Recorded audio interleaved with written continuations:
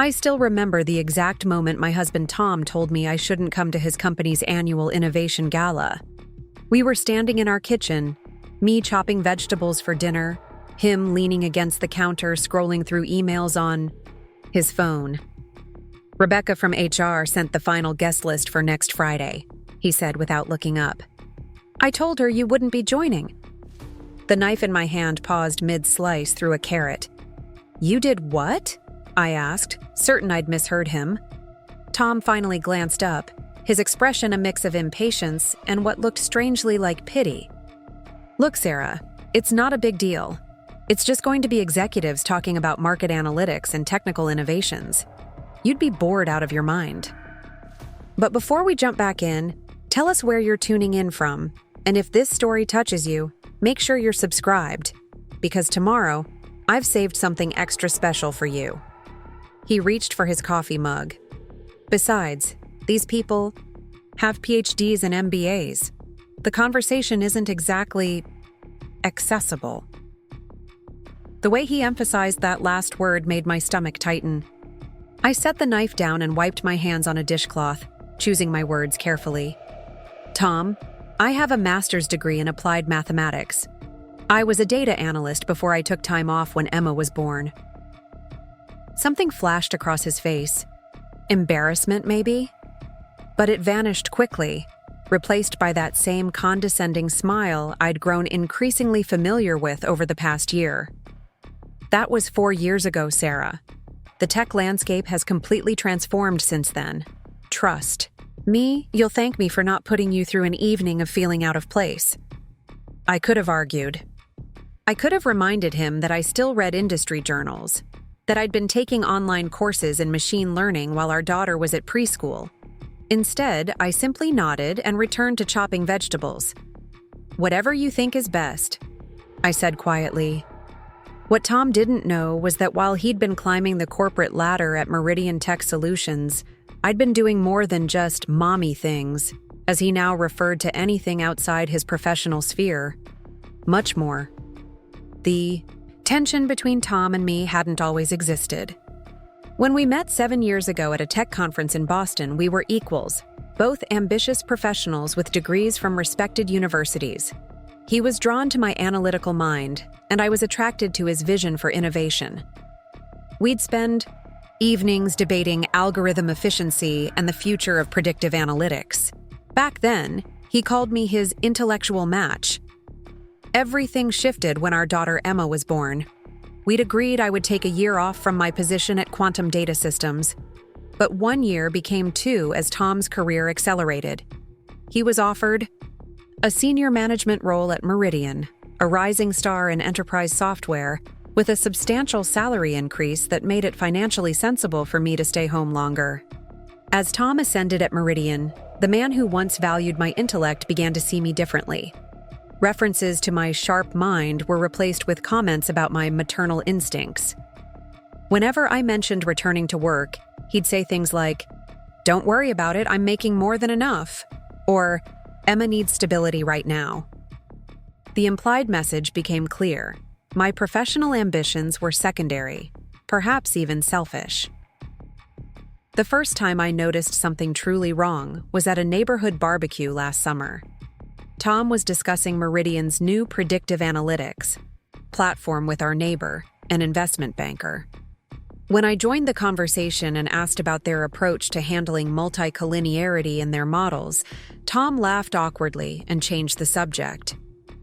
Later, he suggested I had embarrassed him by pretending to understand complex technical concepts. That night, while Tom slept, I sat in our home office staring at my diplomas and industry certifications hanging on the wall. Had I really become intellectually irrelevant in just a few years? The question haunted me, then motivated me. The next morning, I reached out to Elena Rodriguez, my former mentor at Quantum. We met for coffee while Tom was at work and Emma was at her playdate. "I need to get back in the game," I told her, but quietly, on my own terms. Elena studied me for a moment. "It's not just about employment, is it?" she asked. I shook my head. Elena understood immediately. This was about reclaiming something I'd lost, not just professional standing, but self-respect. Meridian is actually one of our clients, Elena revealed, surprising me. We're developing specialized algorithms for their healthcare division, completely separate from Tom's department. They have no idea you're connected to him, and there's no reason they need to know. That conversation led to my first independent consulting project in 3 years, working remotely for Quantum on Meridian's healthcare analytics initiative, while Tom assumed I was taking online courses to keep my mind active, as he patronizingly put it. For 6 months, I worked during Emma's school hours, and after she went to bed, I rebuilt my technical skills, mastered new programming frameworks, and delivered algorithms that consistently outperformed expectations. My name appeared only in internal documentation at Quantum, not in any materials shared with Meridian. Elena made sure of that, not to deceive, but to give me space to rebuild my confidence without Tom's knowledge or judgment. My consulting work expanded to other Quantum clients.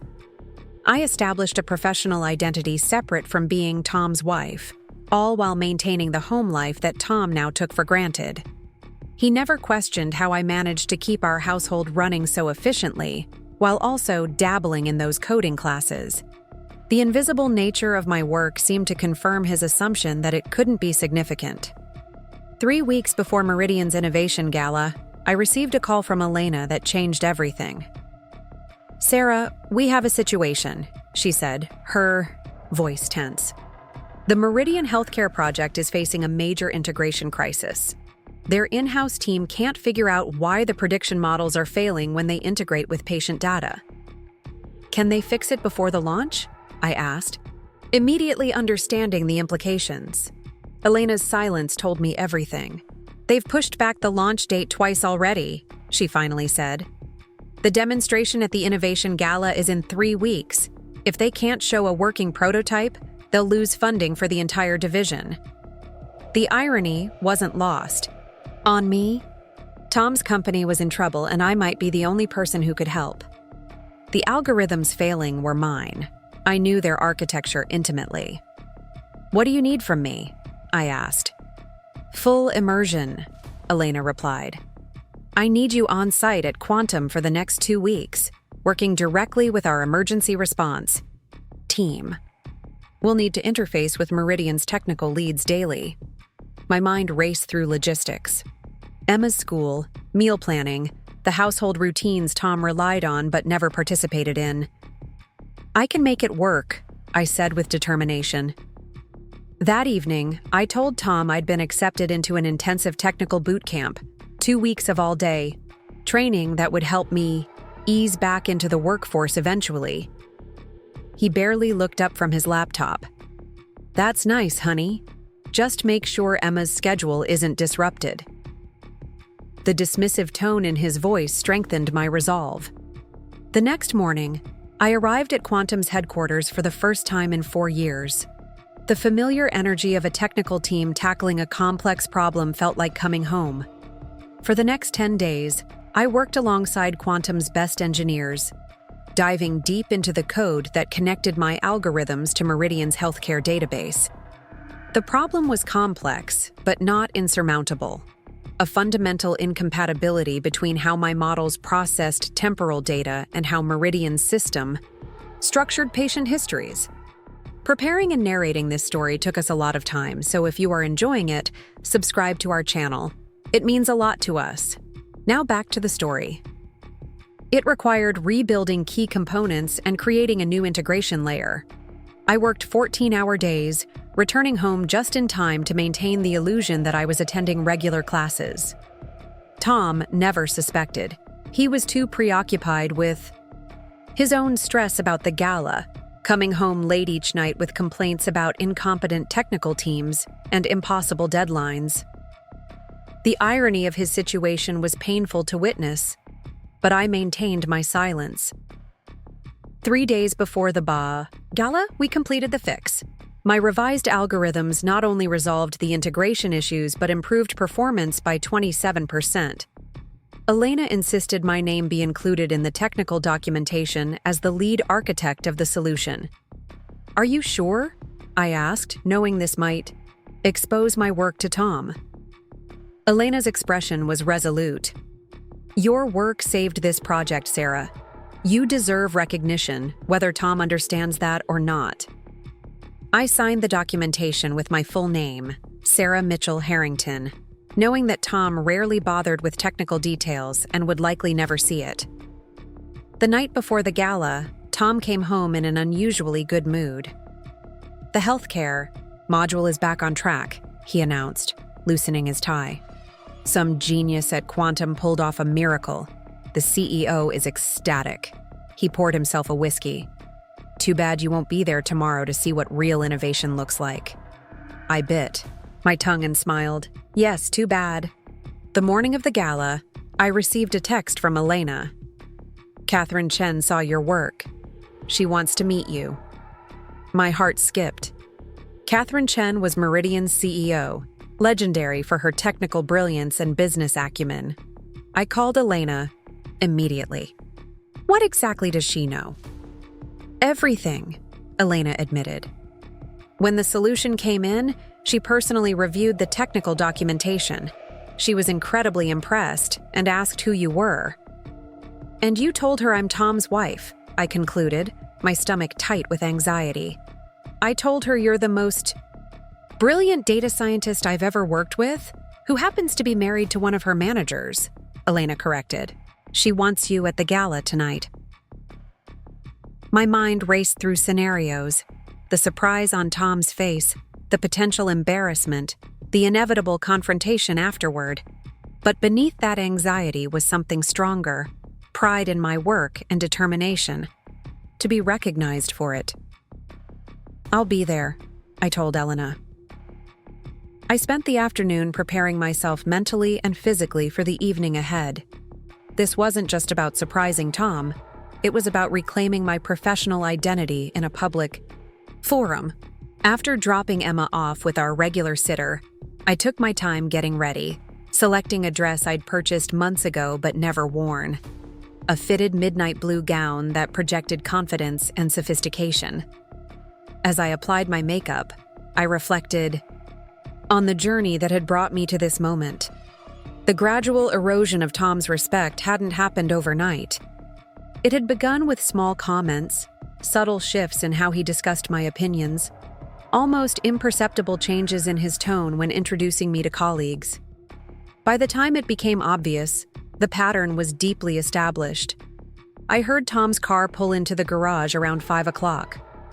Taking a deep breath, I made my final adjustments and walked downstairs. The look of confusion on his face when he saw me dressed for the gala was exactly what I'd anticipated. "Why are you dressed up?" he asked, his briefcase still in hand, standing frozen at the foot of the stairs. "Change of plans," I replied, adjusting an earring with deliberate casualness.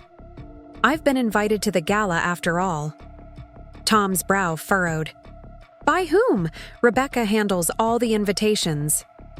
"By Catherine Chen," I said simply, watching his expression carefully. "She personally requested my attendance." The color drained from Tom's face. His mouth opened, closed, then opened again. "That's impossible. Why would the CEO? How would she even know who you are?" I picked up my clutch and walked toward the door. "I guess you'll find out at the gala. The babysitter's already here. We should leave in 20 minutes if we want to arrive on time." I left him standing there, stunned and confused, and went to check on Emma and give final instructions to the sitter. When I returned, Tom had barely moved, clearly trying to process what was happening. "Sarah," he finally said, his voice uncharacteristically uncertain. "What's going on?" "You should get ready," I replied calmly. "We don't want to be late." Tom changed in record time, his movements hurried and distracted. Throughout the drive to the Grand Meridian Hotel, he kept glancing at me, questions clearly burning on his tongue, but I maintained a composed silence. The power dynamic between us had shifted, and we both felt it. As the valet took our car, Tom finally broke.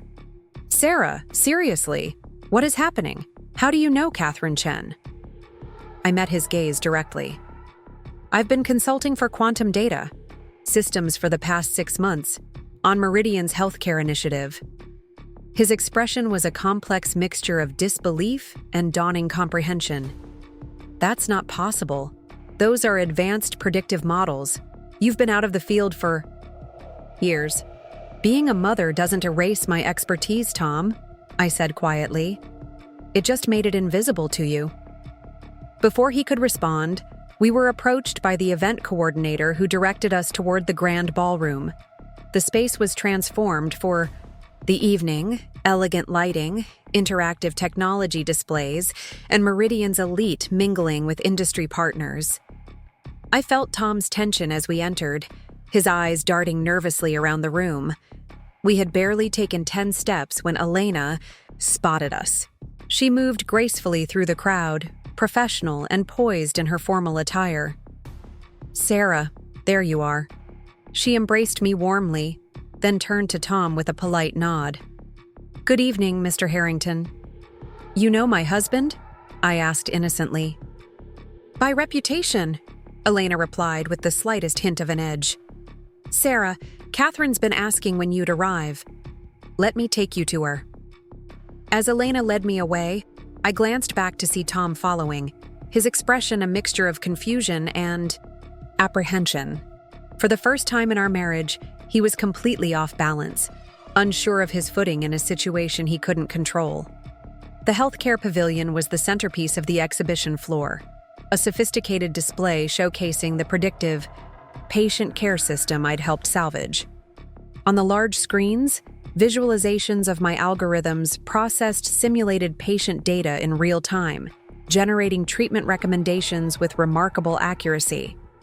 Catherine Chen stood nearby, commanding attention without effort.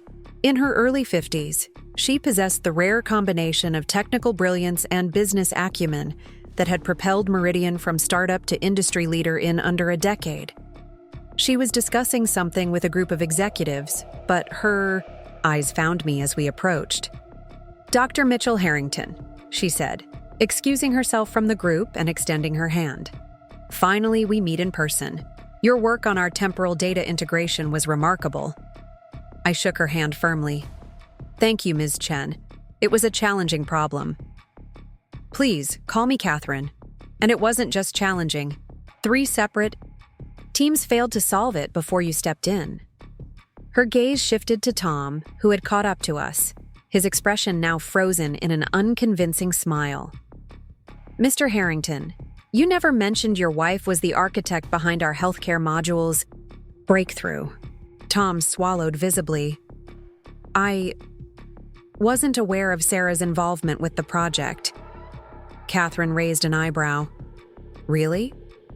How interesting? She turned back to me. Sarah, I'd like you to join us for the technical briefing before the demonstration. As the lead algorithm designer, your insights would be valuable. Of course, I replied, feeling Tom's stunned gaze following us as Catherine led me away. For the next hour, I was immersed in detailed technical discussions with Meridian's executive team and key partners. Catherine introduced me to everyone as the mathematical mind that saved our healthcare initiative, a phrase that seemed to physically pain Tom each time he overheard it. Department heads who would have ignored me as a +1 an hour earlier were now eagerly engaging me on implementation details and future applications. I found myself explaining the nuances of my algorithm to Meridian's chief medical officer, Dr. James Werner, a renowned cardiologist who had joined the company to bridge the gap between clinical practice and technology.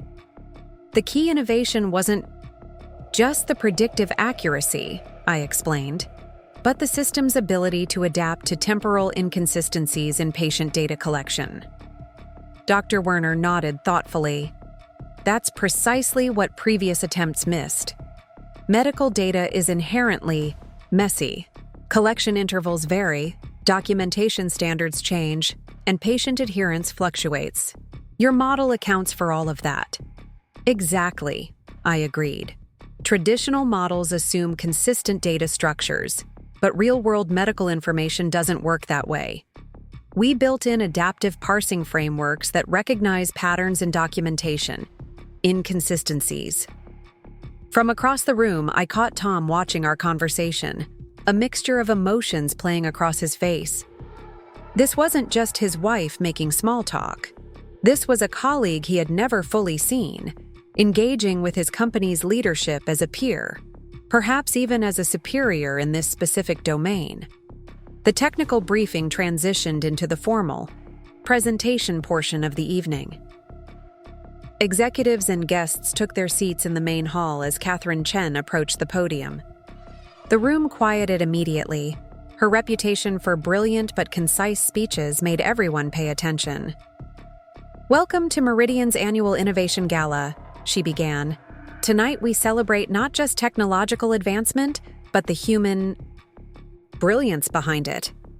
She paused, her gaze sweeping the room. "Our greatest breakthrough this year comes from our healthcare division, a predictive analytics system that will transform patient outcomes across all major medical specialties." The screens behind her illuminated with visualizations of the AUM system, the same algorithms I had spent months developing and weeks saving from failure. My work, displayed for everyone to see, acknowledged at the highest level. "What makes this system revolutionary," Catherine continued, "is its unique ability to handle the messy reality of medical data. When our internal teams reached an impasse, we found our solution from an unexpected source." Her eyes found me in the audience. "I'd like to acknowledge the brilliant team at Quantum Data Systems, particularly Dr. Sarah Mitchell-Harrington, whose algorithmic architecture forms the foundation of this system. Without her innovative approach, we would not be announcing this breakthrough tonight." The spotlight suddenly found me, and the room erupted in applause. I felt the weight of hundreds of eyes, including Tom's, as Catherine gestured for me to stand. I rose from my seat, acknowledging the recognition with a composed smile and a slight nod. In that moment, I saw Tom clearly, his face a battlefield of competing emotions. Pride warred with embarrassment. Admiration struggled against the realization that he had fundamentally misjudged me. For years, he had been constructing a narrative in which I was intellectually diminished, and in a single evening, that fiction had collapsed completely. The formal presentations concluded, and guests moved freely between exhibits and conversation clusters. I found myself surrounded by Meridian executives and industry partners, all eager to discuss the healthcare system and my role in its development. Tom hovered at the periphery of these conversations, simultaneously unwilling to leave my side and unsure of his place in this unexpected scenario. As I was explaining a particularly complex aspect of the algorithm to Meridian's research director, I felt a gentle touch on my arm. Tom had finally worked up the courage to approach. "I'm sorry to interrupt," he said, his voice carrying an unfamiliar deference. "But could I speak with you for a moment, Sarah?" I excused myself and followed him to a quieter corner of the ballroom. For several seconds, he simply looked at me, as though seeing me clearly for the first time in years. "Why didn't you tell me?" he finally asked, his voice a complicated mixture of hurt and awe. I met his gaze steadily. "Would you have believed me, Tom? Or would you have explained why my work couldn't possibly be significant after so much time away?" The truth of my words registered in his eyes. He knew as well as I did that he would have minimized my contributions, found ways to explain why what I was doing was small compared to his work. Perhaps he would have even discouraged me, suggesting that my priorities should remain with Emma and our home. Before he could respond, Catherine appeared beside us once more. Her timing was impeccable. Whether by design or coincidence, I couldn't tell. "Sarah, I hope I'm not interrupting," she said, though her tone suggested she didn't particularly care if she was. "I wanted to speak with you privately about your future plans." Tom recognized the dismissal for what it was. "Of course. I'll get us some drinks." Once he was out of earshot, Catherine's professional smile relaxed slightly. Elena told me a little about your situation. Not everything, but enough. I tensed. My work stands on its own merits. Absolutely it does, she agreed without hesitation, which is why I want to offer you a position leading our new advanced algorithms division. She named a salary figure that made my eyes widen. Your work demonstrates exactly the innovative thinking we need. And unlike some, her eyes flicked briefly in Tom's direction, I don't believe brilliance diminishes during parental leave. The offer was unexpected and overwhelming. I'll need some time to consider it. Catherine handed me her business card with a private number handwritten on the back. Take all the time you need, but know that talent like yours shouldn't be hidden. She smiled. Not by anyone. As she walked away, I found myself at a crossroads I hadn't anticipated. The past 6 months had been about reclaiming my identity and confidence, not necessarily changing my entire career trajectory. Yet here was an opportunity that recognized my value in the most tangible way possible. Tom returned with 2 glasses of champagne, his movements careful, as though navigating unfamiliar terrain. He handed me one without meeting my eyes. Was that what I think it was? Catherine offered me a position, I confirmed, leading their new advanced algorithms division. He exhaled slowly, staring into his glass. Will you take it? I don't know yet, I answered honestly. The remainder of the evening passed in a blur of introductions and conversations. Throughout it all, Tom remained nearby, silent and observant. I could sense him watching me interact with these professionals, perhaps seeing for the first time the woman he had married rather than the diminished version he had created in his. And Dr. Werner approached us as the evening was winding down. Mrs. Harrington, or should I say, Dr. Mitchell Harrington, your algorithm is truly groundbreaking. We've been trying to solve that temporal data problem for over a year. Thank you, I replied. It was a fascinating challenge. Dr. Werner turned to Tom. You must be incredibly proud of your wife's contributions to our healthcare initiative. Tom hesitated just long enough for the awkwardness to become palpable. Yes, he finally said. Sarah has always been exceptional. The drive home was quiet, the silence heavy with unspoken words. Tom gripped the steering wheel tightly, his thoughts clearly racing behind his controlled expression. It wasn't until we were home, the babysitter paid and gone, that he finally spoke. Why the secrecy, Sarah? Why not just tell me you were working? Again? I considered deflecting, but the truth had been suppressed for too long. Because you stopped seeing me as your intellectual equal. You decided that motherhood had somehow diminished my capabilities. I met his gaze directly. Would you have taken my work seriously if I'd told you? The question hung between us. Tom's silence was answer enough. You know what hurt the most? I continued. Not that you underestimated me, but that you seemed perfectly comfortable with it. As if my intellectual decline was the natural order of things. Tom sank onto the sofa, his defenses crumbling. I never thought, he began, then stopped. That's not true. I did think that. I started seeing you as just Emma's mom, not the brilliant woman I married. His voice grew quieter. I became exactly the kind of man I used to despise. His admission surprised me. I had expected defensiveness, not reflection. What changed? I asked. He considered the question carefully. Success, maybe. Each promotion made me a little more arrogant, a little more entitled, and it was easier to believe I was rising because I was exceptional, not because I had opportunities you didn't. I sat beside him, maintaining some distance. Catherine Chen offered me a job tonight, leading their new advanced algorithms division. Tom's eyes widened. That's incredible, Sarah. What are you going to do? I don't know yet, I admitted. But I do know I won't hide my capabilities anymore. Not for you, not for anyone. He nodded slowly. I wouldn't ask you to. After a pause, he added, I'm sorry, Sarah. Not just for tonight, but for every time I made you feel less than who you are. His apology felt genuine, but words alone couldn't heal the accumulated wounds of dismissal and underestimation. I appreciate that, but rebuilding trust takes time.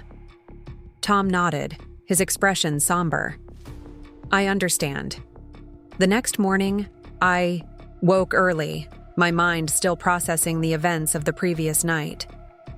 I made coffee and sat in our kitchen, watching the sunrise filter through the windows. I heard Tom's footsteps on the stairs before I saw him, tentative in a way that was entirely new. Morning, he said, pouring himself coffee. Did you sleep? Not much, I admitted. You? Hardly at all. He sat across from me, his hands cradling his mug. I kept thinking about everything. How I've been treating you, what you accomplished without any support from me. He looked up, meeting my eyes. I'm genuinely in awe of what you did, Sarah. Not just the technical work, but how you managed it all while he trailed off. While you were dismissing me, I finished for him. He winced, but nodded. Yes, while I was completely failing to see you. The honesty in his voice touched something in me. Not forgiveness exactly, but perhaps the first step toward it. It wasn't your success that changed you, Tom. It was how you interpreted it, as evidence of your superiority rather than your privilege. He considered this, nodding slowly. You're right. And the worst part is, I used to understand that. When we first met, I admired your mind so much. I was proud to be with someone so brilliant. He shook his head. Somewhere along the way, I started needing to be the smart one, the successful one. It was easier to diminish you than to acknowledge we could both be exceptional. Over the next few days, I carefully considered Catherine's offer. The position was prestigious, and the compensation exceeded anything I'd earned before. But working alongside Tom presented obvious complications. I needed to make this decision based on what was best for my career and for Emma, not as a reaction to Tom's underestimation. I called Elena for advice, meeting her for lunch at a quiet restaurant away from both Quantum and Meridian offices. You look different, she observed as I sat down. More certain of yourself. I feel different, I admitted. Like I've reclaimed something essential. Elena smiled. The question now is whether Meridian is where you want to build your future. Catherine's offer is extraordinary, but there would be complexities. Tom, I said simply. Yes. Working. At the same company as your spouse is challenging under the best circumstances, given your situation. She left the thought unfinished. I sighed. Part of me wants to prove I can succeed there despite his presence. Another part wonders if that's just ego talking. Elena considered this. What does success look like to you now, Sarah? Not just professionally, but personally. The question resonated deeply. What did I want beyond validation? Beyond proving Tom wrong? I want meaningful work that challenges me, I said slowly. I want Emma to see her mother thriving professionally.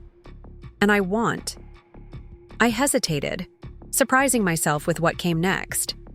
I want a marriage where both partners see and value each other completely. Elena nodded thoughtfully. Is that last part still possible with Tom? I don't know, I answered honestly. The man I saw last night, the one who actually admitted his mistakes and seemed genuinely remorseful, that's someone I could potentially rebuild with. But I'm not sure if that version of Tom will last. After careful consideration, I decided to meet with Catherine to discuss the offer in more detail. Her assistant arranged for us to meet at a discreet restaurant across town where Meridian executives wouldn't be likely to spot us. Catherine was already seated when I arrived, reviewing documents while sipping sparkling water.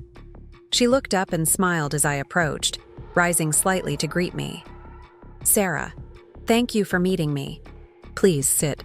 Once we had ordered, Catherine dispensed with small talk entirely, a quality I'd always admired in successful women. "Have you had time to consider my offer?" she asked directly. "I have," I replied. "And I have some questions before I can give you an answer." Catherine nodded. "I'd expect nothing less." "What would you like to know?" "First, what exactly would my role entail? Advanced Algorithms Division could mean many things." Catherine leaned forward.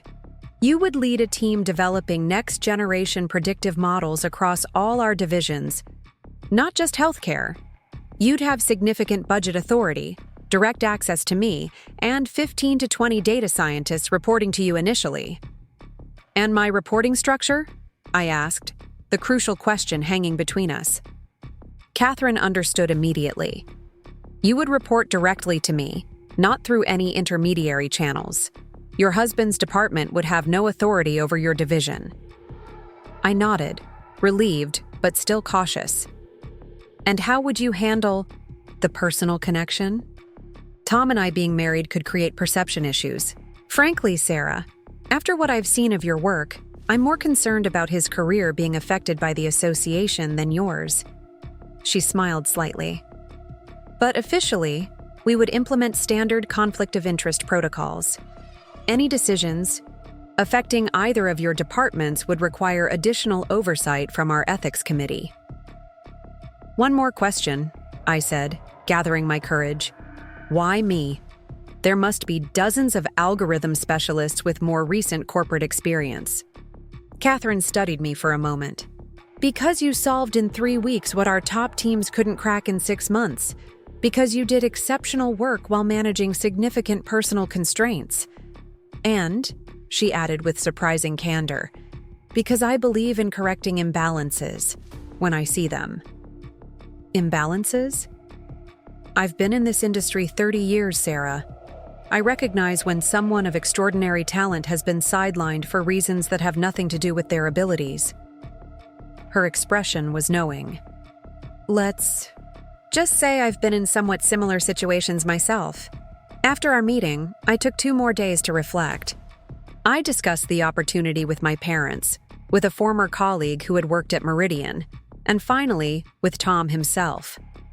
I need to know honestly if you can handle this," I told him as we sat in our living room after Emma had gone to bed. "Working at the same company, but with me in a leadership role."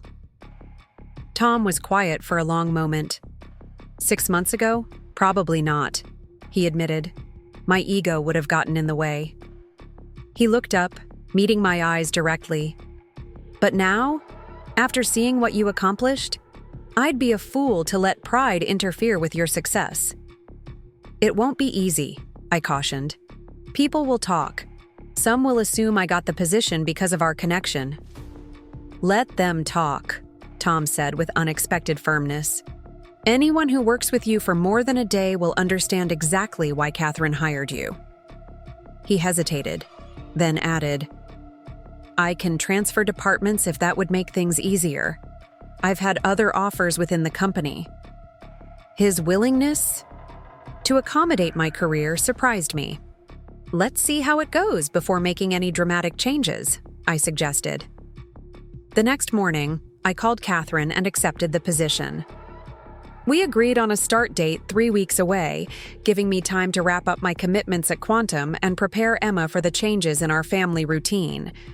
When I told Elena my decision, she hugged me tightly. "They're lucky to have you," she said, "and I expect you to poach no more than 2 of my best people when you build your team." I laughed. No promises. My first weeks at Meridian were a whirlwind of activity. Catherine announced my appointment with significant fanfare, making it clear to everyone that my hiring represented a major strategic initiative for the company. My team was assembled from across various departments, with additional positions opened for external recruitment. The transition wasn't without challenges. Some of Tom's colleagues struggled to see me as an independent professional rather than Tom's wife. Others resented my rapid ascension to a leadership role. But Catherine had built a company culture that ultimately valued results over politics, and my team's early innovations quickly silenced most critics. Tom and I developed a careful professional boundary.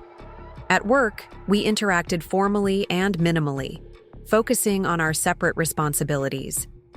At home, we were gradually rebuilding our relationship on more equal footing, though the process was neither quick nor linear. 6 months into my new position, Catherine invited me to present our progress at the quarterly board meeting. As I outlined our achievements and future directions, I noticed Tom in the back of the room, listening intently. When the board members asked challenging questions about our approach, he visibly tensed, concerned for me perhaps. But I addressed each query with precision and confidence, watching his anxiety transform into something like admiration. After the meeting, he approached me in the hallway. "That was impressive," he said. "The way you handled Phillips's questions about scalability, you saw angles even I hadn't considered." "Thank you," I replied, genuinely appreciating the acknowledgement. He hesitated, then added, "I was thinking, maybe we could grab dinner tonight? Just the two of us. It's been a while since we've really talked." It had been. Between my new role and his existing responsibilities, our interactions had become primarily logistical, focused on Emma's schedule and household management. "I'd like that," I said. That dinner marked a turning point. Away from Meridian and the complicated dynamics of our shared workplace, we began the slow, difficult work of rebuilding our relationship on more equal terms. Tom spoke openly about how his perception of me had changed after Emma's birth, not as a deliberate devaluation, but as an unconscious shift that reflected broader cultural attitudes about motherhood and professional identity. I started seeing your intelligence as something in the past tense, he admitted, as if your analytical mind was a feature of the old Sarah rather than an intrinsic part of who you are. "And now?" I asked. "Now I realize I was the one who stopped growing," he said quietly. "You never stopped learning or evolving. You just did it without audience or accolades." As the months passed, my division began producing remarkable results. Our predictive models were revolutionizing not just healthcare outcomes, but logistics, financial projections, and customer experience across all of Meridian's product lines. Catherine made sure my contributions were recognized publicly and rewarded appropriately. When industry publications covered Meridian's innovations, my name featured prominently, always without reference to my husband or my time away from the workforce. At home, Tom and I continued rebuilding. There were difficult moments, times when old patterns threatened to reemerge, when the memory of his dismissal still stung sharply. But there were also new dynamics emerging, a more balanced partnership where both our contributions, professional and personal, were acknowledged and valued. One evening, I overheard Tom on the phone with a colleague who had apparently made a dismissive comment about the boss's wife. "Let me be clear," Tom said, his voice carrying a steely edge I rarely heard. "Dr. Mitchell Harrington has 3 patents pending on algorithms your department relies on daily. She was hired because she's brilliant, not because we're married. If anything, I benefit from the association, not the other way around." He hadn't known I was home early, hadn't been performing for my benefit. The defense was genuine, and it moved me deeply. That night, after Emma was asleep, I found him working in his home office. "I heard what you said to Davis earlier," I said, from the doorway. Tom looked up, surprised. "You heard that?" I nodded. "Thank you for defending me." He shook his head. "I wasn't defending you, Sarah. I was stating facts." He pushed his laptop away and looked at me directly. "I spent years getting it wrong. The least I can do now is get it right." 1 year after that fateful gala, Meridian hosted its annual innovation event once more. This time, I attended not As Tom's plus one, but as a featured presenter, showcasing my division's groundbreaking work in adaptive prediction models. My team had grown to 23 data scientists and engineers, and our systems were being implemented across multiple industries. As I took the stage, I caught Tom's eye in the audience. He was applauding enthusiastically, his expression reflecting genuine pride without a trace of the condescension that had once defined his view of me. Catherine introduced me as the mathematical mind reshaping how we understand predictive analytics. And for a moment, I thought about how far we'd come. After the presentations at the reception, I was approached by a young woman who introduced herself as a recent hire in the engineering department. "Dr. Mitchell Harrington, your work is the reason I accepted Meridian's offer," she said earnestly. When I saw a woman leading the most innovative division in the company, I knew this was somewhere I could actually advance. Her words reminded me that this journey had implications beyond my personal vindication. Every woman who watched another woman succeed against expectations created a small ripple of possibility. Later that evening, Tom and I stood together on the hotel's terrace, looking out at the city lights. "Do you remember last year's gala?" he asked. "Vividly," I replied with a small smile. "I was so utterly blindsided," he admitted. "Not just by your work, but by how completely I had failed to see you." He turned to face me. "I'm still sorry for that, Sarah. I probably always will be." "I don't need perpetual apologies," I told him. "I just need continued respect." He nodded. "You have it.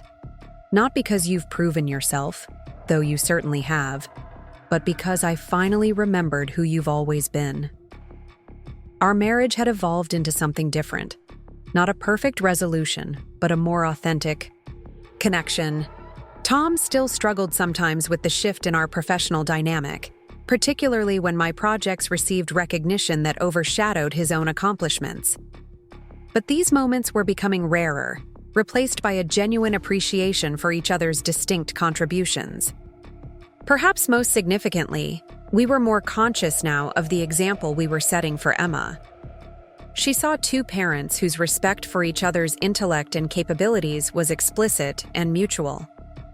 When she recently announced her interest in building robots, Tom was the first to suggest we enroll her in a weekend engineering program, commenting that she has her mother's analytical mind. The journey from being dismissed to being recognized happened because I refused to accept someone else's limited perception of my worth. I claimed my space not through confrontation, but through excellence that could not be ignored. Sometimes the most powerful response to underestimation isn't arguing your value. It's demonstrating it so definitively that even those who doubted you have no choice but to see you clearly at last. 2 years into my role at Meridian, what had begun as a personal vindication had evolved into something much larger. My advanced algorithms division had expanded to 38 team members across 3 countries, and our predictive models were being implemented in healthcare systems across North America and Europe. The professional respect I'd once craved had become an everyday reality. On a crisp autumn morning, I was reviewing quarterly projections when my assistant notified me that Catherine Chen wanted to see me immediately. This was unusual. Catherine typically scheduled meetings well in advance. "She says it's urgent," my assistant added, seeming concerned. When I arrived at Catherine's office, I found her with the company's legal counsel and CFO. Their expressions were grave. "Sarah, take a seat," Catherine said. "We've just received word that Global Tech is launching a hostile takeover bid for Meridian." Global Tech was our largest competitor, known for acquiring companies, gutting their innovative divisions, and absorbing their intellectual property into their existing product lines. My stomach dropped. "How serious is this?" I asked. "Very," the CFO replied. "They've made an aggressive offer to our largest shareholders. The board is meeting in an hour to discuss our response." Catherine looked at me directly. "Your division's predictive healthcare technology is one of their primary targets. We need to protect our people and our innovations. For the next 3 weeks, Meridian's executive team worked around the clock to fend off the takeover. I found myself at the center of the defense strategy, as our division's patents and algorithms were the crown jewels global tech was after. The irony wasn't lost on me. 2 years earlier, I'd been deemed not intelligent enough to attend a corporate gala, and now I was crucial to the company's survival. Tom and I found ourselves navigating yet another complex dynamic. As a mid-level executive, he wasn't privy to the high-level strategy sessions I now attended daily. Our roles had reversed completely. Now I was the one coming home late, distracted by corporate concerns he couldn't fully access. One night, after another 14-hour day, I found Tom waiting up for me. The kitchen table was set with a late dinner kept warm in the oven, a glass of wine poured and waiting. "You need to eat," he said simply. As I sat down gratefully, I noticed something in his expression, not resentment or jealousy as I might have feared, but a quiet, supportive pride. "How do you do it?" I asked. "How are you so comfortable with this?" "Reversal?" Tom considered the question thoughtfully. "Maybe because it feels like balance, not reversal," he said. "For years, you supported my career while I failed to see your capabilities. Now I get to support you while everyone else recognizes what I should have seen all along." His perspective surprised me. "That's remarkably evolved," I admitted. He smiled ruefully. "Don't give me too much credit. I had to grow into this perspective.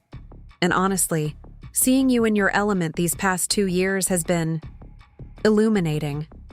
You're extraordinary at what you do, Sarah. Everyone sees it now." The takeover crisis ultimately highlighted how essential my division's work had become to Meridian's value and future. When the dust settled and Global Tech's bid was defeated through a combination of strategic partnerships and shareholder loyalty campaigns, Catherine called me into her office once more. "The board has been discussing succession planning," she said without preamble. "I'll be retiring in 18 months, and they've asked me to groom my replacement." I nodded, unsure where this was leading. "Your name is at the top of their list, Sarah." The suggestion was so unexpected that I laughed involuntarily. "You can't be serious. I've only been with Meridian for 2 years. And in those 2 years, you've revolutionized our product line, doubled the revenue of your division, and just helped save the company from acquisition." Catherine leaned forward. "More importantly, you've demonstrated the kind of leadership vision we need going forward." I left her office in a daze, my mind racing with possibilities I'd never allowed myself to consider. CEO of Meridian Technologies. It was both exhilarating and terrifying to contemplate. That evening, I shared the news with Tom. His reaction would be the true test of how far we'd come. He was silent for a long moment after I told him, his expression unreadable. Then, to my surprise, he started laughing. "What's so funny?" I asked, uncertain. "I'm just imagining the face of that idiot who told me last year that he couldn't believe Tom Harrington's wife was running a division," he said. "Wait until he hears you might be running the entire company." His genuine amusement, free from any hint of insecurity, told me more than words could about the transformation in our relationship. The path ahead would not be simple. The succession plan would involve intense scrutiny and competition. Tom and I would need to navigate even more complex professional boundaries. And most challenging of all, I would need to balance this career evolution with my commitment to being present for Emma. But as I looked at Tom, truly looked at him, I realized we had built something neither of us could have anticipated that night after the gala 2 years ago. Not just the restoration of respect, but a genuine partnership of equals, each supporting the other's growth and success. "Are you ready for this?" Tom asked softly. I thought about the woman I'd been 4 years earlier, doubting her relevance, in a rapidly changing field. I thought about the silent work I'd done, rebuilding my skills while being underestimated. And I thought about the leader I'd become, recognized not despite my journey, but because of it. Yes, I said with quiet certainty. I'm ready. Sometimes the most powerful transformations happen when we refuse to be defined by others' limitations. My story wasn't just about proving my husband wrong. It was about reclaiming the truth of who I had always been and discovering what I could still become. As the succession planning process began in earnest, my days grew increasingly complex. Catherine arranged for me to shadow her in board meetings, investor calls, and strategic planning sessions. These glimpses into the CEO role revealed layers of responsibility I hadn't fully appreciated from my division leadership position. You need to understand what you're potentially stepping into, Catherine told me during one of our mentoring sessions. It's not just about technical expertise anymore. It's about vision, about balancing short-term results with long-term innovation, about representing the company to the world. She was right. The skills that had propelled me to divisional success, my analytical mind, my technical knowledge, my ability to solve complex problems, were necessary but not sufficient for this next level. I would need to develop new capabilities, broaden my perspective beyond algorithms and data. The formal announcement of Catherine's retirement timeline and the succession planning process created immediate ripples throughout Meridian. 3 other division heads were also under consideration, including Richard Donovan, who had been with the company for 15 years and had long been considered Catherine's heir apparent. People are talking, Elena told me over lunch one day. She had joined Meridian 6 months earlier as a senior consultant, a move that had further strengthened our professional alliance. Some are saying you're rising too fast, that you haven't paid your dues. I nodded, unsurprised. And what are they saying about Tom? Elena hesitated.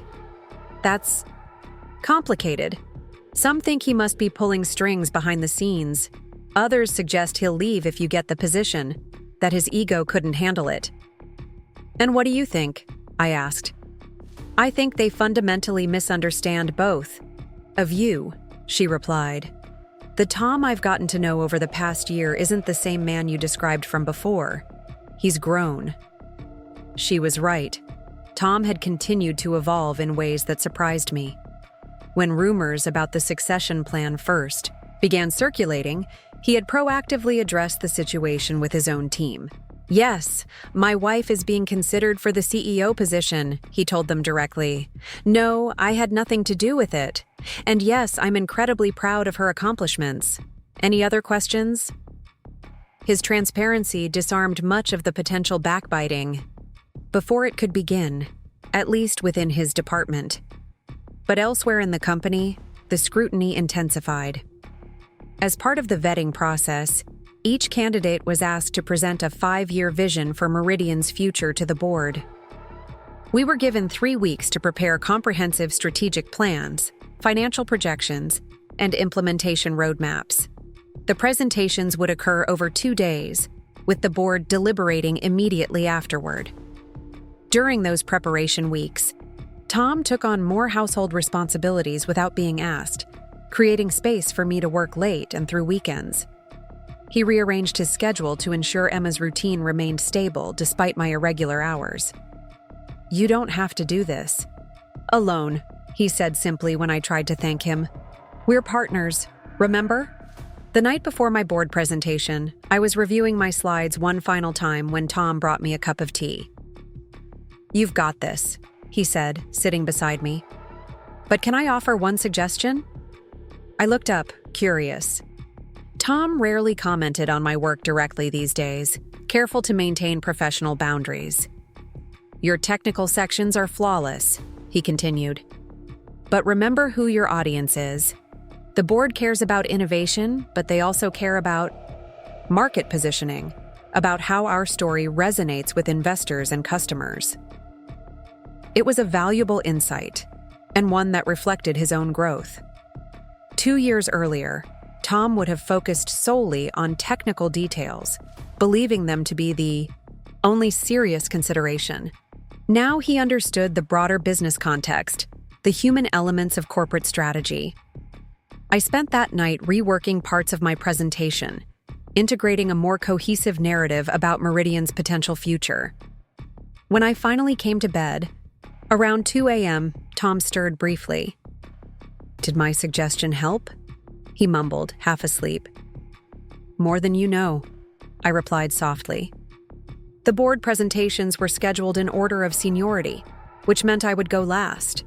As I waited through the day, watching my competitors enter and exit the boardroom, I reflected on the journey that had brought me here. 4 years earlier, I had been struggling to maintain my professional identity while raising Emma. Now I was being considered to lead one of the industry's most innovative companies.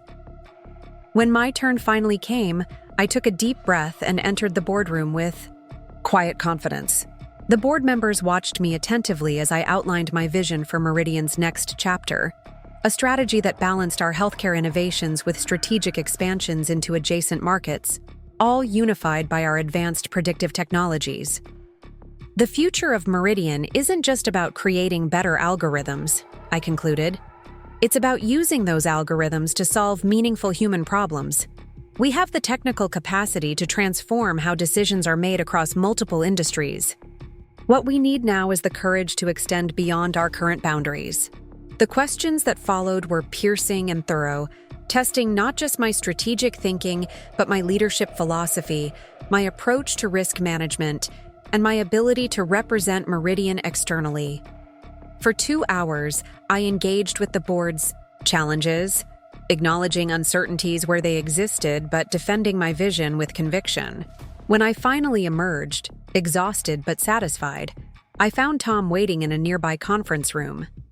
"You didn't have to stay," I said, surprised. "Of course I did," he replied. "How did it go?" "I honestly don't know. They asked tough questions. But that's their job." I collapsed into a chair beside him. "Now we wait." The board's decision process took 10 days. 10 days of continuing to lead my division while speculation swirled throughout the company. I maintained a neutral exterior at work, refusing to feed the rumor mill. At home, however, the tension was harder to contain. "What if I don't get it?" I asked Tom one night, voicing the fear I'd kept buried. "What if all this visibility just sets me up for a public failure?" "Then you'll continue being the exceptional division leader you already are," he replied.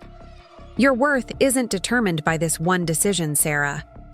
His perspective helped ground me. This opportunity, however significant, wasn't the definition of my success. I had already reclaimed my professional identity, already proven my capabilities beyond question. Whatever the board decided, that truth remained unchanged. On the 10th day, Catherine called all 4 candidates to her office individually. I was scheduled for 2 p.m., a torturous timing that meant waiting through most of the day. When I finally entered her office, her expression gave nothing away. "Please, sit," she said formally. She waited until I was settled before continuing. "The board has reached its decision." I nodded, steeling myself for either outcome. "They're offering you the position, Sarah. They want you to be the next CEO of Meridian Technologies. Despite all the preparation, all the consideration of this possibility, the reality of it still stunned me." "Why me?"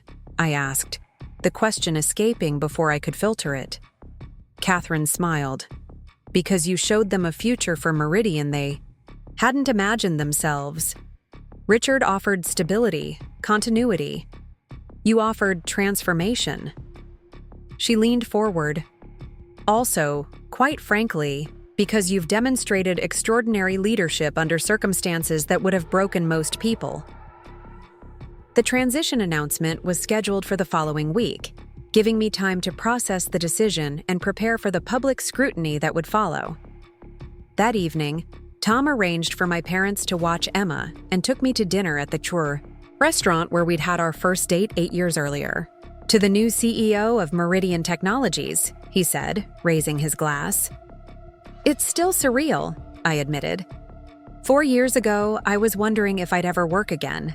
Now this. Tom was quiet for a moment. "I keep thinking about something." He finally said, "That night, before the gala, when I told you not to come, that was almost the biggest mistake of my life." "Almost?" I asked, curious about his qualification. "The biggest would have been if I hadn't learned from it," he explained. "If I hadn't recognized what I was losing by failing to see you clearly." His insight moved me. We had both been transformed by this journey.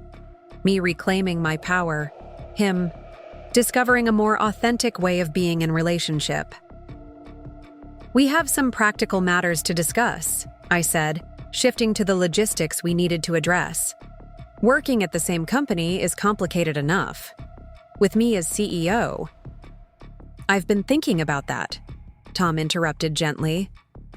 "I've decided to accept the position at Westlake Systems." I stared at him, shocked. Westlake had been recruiting Tom for months, but he'd shown little interest. "Are you sure? You love your work at Meridian." "I do," he acknowledged. "But this makes sense for both of us. You need the freedom to lead without complications, and I need a new challenge.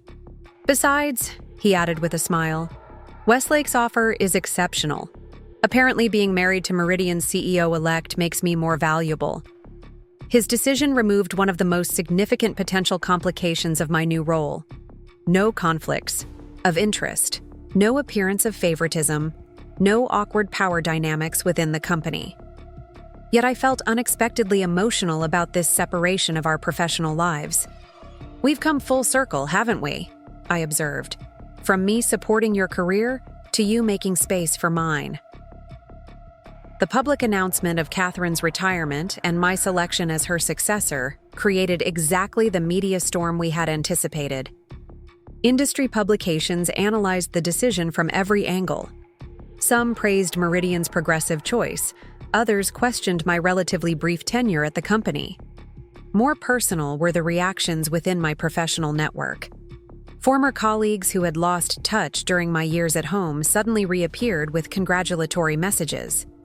Several women in tech leadership positions reached out privately, sharing how meaningful it was to see someone who had taken time for family rise to such prominence. Most telling was the reaction at Emma's school, where other parents suddenly viewed me differently.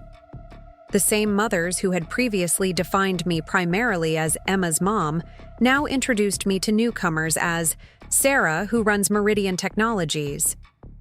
The shift was subtle, but unmistakable, a reminder of how quickly perception can change based on external markers of success. The 6-month transition period flew by in a whirlwind of preparation. Catherine systematically introduced me to Meridian's major investors, strategic partners, and key customers. I worked with executive coaches to develop the specific skills I would need as CEO: media training, investor relations, crisis management. And I carefully built relationships with the other division heads, particularly those who had also been candidates for the position. Richard Donovan, who had been widely expected to succeed Catherine, proved particularly challenging. Initially cold and formal in our interactions, he seemed to be weighing his options, perhaps considering whether to stay at Meridian under my leadership. After several weeks of stilted exchanges, I invited him to lunch off-site, away from the watchful eyes of colleagues. "I'd like us to speak frankly," I said once we were seated. "Your experience at Meridian is invaluable. I want you on my leadership team, but only if you can genuinely support the direction we're heading." Richard studied me for a long moment. "You know I wanted that position." "I do. And in your place, I would have expected it too." He nodded slowly. "The board made their choice. I've been doing some soul-searching about whether I can fully commit to their vision." "Not their vision," I corrected gently. "Our vision. I'm not interested in simply executing the board's directives. I want to build Meridian's future with leaders who bring their own insights and challenges to the table. That includes you, if you want to be part of it." My directness seemed to surprise him. Perhaps he had expected platitudes or authority-establishing declarations.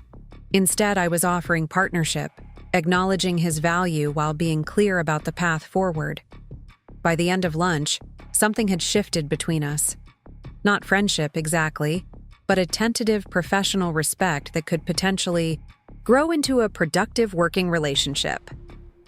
Tom, meanwhile, transitioned to his new role at Westlake with characteristic thoroughness, ensuring his Meridian projects were properly handed off and documented.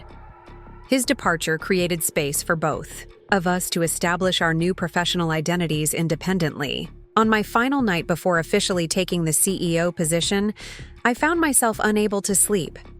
I slipped out of bed, careful not to wake Tom, and went to the kitchen for tea. To my surprise, Emma was there, sitting at the counter with a glass of milk. "Sweetheart, it's after midnight," I said. "Why are you up?" At 10 years old, Emma had developed a perceptiveness that sometimes caught me off guard. "I couldn't sleep," she said. "I was thinking about tomorrow. Are you nervous?" I sat beside her, touched by her concern. "A little," I admitted. "It's a big responsibility." She nodded seriously. "Dad said you're going to be an amazing CEO because you never forget what really matters." Did he now? I smiled, wondering what else Tom had shared with our daughter. "He told me about the gala," Emma continued, surprising me. "About how he didn't think you should go, but then the CEO wanted to meet you because you were so smart." I hadn't realized Tom had shared that story with her. "That was a complicated time," I said carefully. "Dad said it taught him the most important lesson ever." She looked at me directly, her expression earnest. "He said sometimes people think they know what someone else can do, but they're really, really wrong. And it's important to always remember that everyone has special things they're good at that you might not see right away." Hearing our story filtered through Tom's perspective to our daughter moved me deeply. He had translated our difficult journey into a lesson about recognizing others' capabilities and worth. Exactly the insight he had most needed to learn. "Your dad is a very wise man," I said, hugging her close. "He also said you're going to rock this CEO thing," Emma added with a grin. The next morning, as I dressed for my first official day as CEO, Tom handed me a small gift box. "Just a little tradition I thought we might start," he said. Inside was a beautiful fountain pen, engraved with my initials and the date.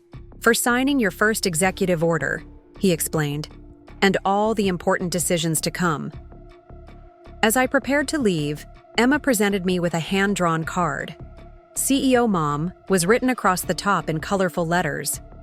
Inside, she had written, "Congratulations on your first day. Remember to be brave and kind and super smart." Their support steadied me as I walked into Meridian headquarters that morning. Catherine met me in the lobby, ready for the ceremonial passing of the keys that had become tradition with each CEO transition. "Any last advice?"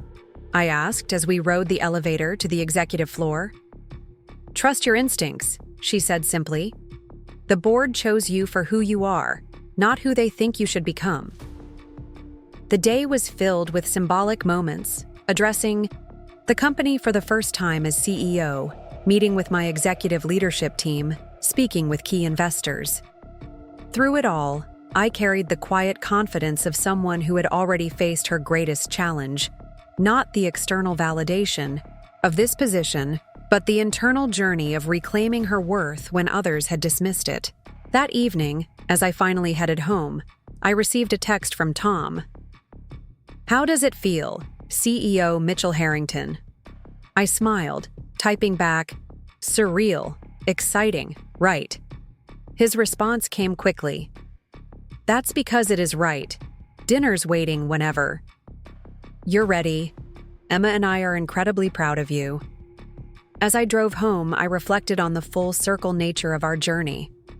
The man who once told me I wasn't smart enough for his corporate event was now cooking dinner while I finished my first day as CEO. The woman who had once silently accepted his dismissal was now leading a major technology company. Neither of Us was the same person we had been 4 years ago. Tom had learned to recognize and value my capabilities, to take pride in my success without feeling diminished by it. And I had learned to claim my space unapologetically, to refuse the limitations others tried to place on me. But perhaps the most important lesson was one we had learned together, that true partnership isn't about one person rising while the other supports from below. It's about creating the conditions where both can grow, where each person's evolution makes room for the other's transformation. When I arrived home, I found Tom and Emma waiting with a homemade "Congratulations CEO" banner and my favorite meal. As we sat down to dinner, Emma peppered me with questions about my day, while Tom listened attentively, his expression reflecting genuine interest and support. In that moment, surrounded by their love, I felt the full weight of what we had accomplished, not just professionally, but personally. We had rebuilt something stronger than what had been broken. We had created a family where achievement was celebrated regardless of who achieved it, where respect flowed in all directions. The path hadn't been easy. There had been painful moments of reckoning, difficult conversations, and the slow, steady work of rebuilding trust. But through it all, we had each found a way to grow beyond the limitations of our earlier selves. As CEO of Meridian Technologies, I would face countless challenges in the years ahead, but none would be more transformative than the journey I had already completed, from being dismissed to being recognized, from silencing my capabilities to leading with my full power. Sometimes the deepest growth emerges from our greatest challenges. And sometimes, when someone tells you that you're not enough, the most powerful response isn't argument, but demonstration. Living your truth so completely that even those who doubted you have no choice but to see you clearly at last. My first year as CEO of Meridian Technologies unfolded with the intensity and complexity I had anticipated. The learning curve was steep. Transitioning from division leadership to guiding an entire organization required a fundamental shift in perspective and approach. Each day brought new challenges: negotiating strategic partnerships, managing investor expectations, making difficult personnel decisions, and continuously refining our long-term vision. The technical expertise that had defined my earlier career remained valuable, but I found myself drawing equally on less tangible skills: intuition about market trends, discernment about character when building my executive team, sensitivity to the unspoken concerns beneath stakeholder questions.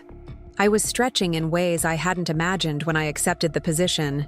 3 months into my tenure, we faced our first major crisis when a competitor filed a patent infringement lawsuit against Meridian's healthcare analytics platform, the very technology I had helped develop.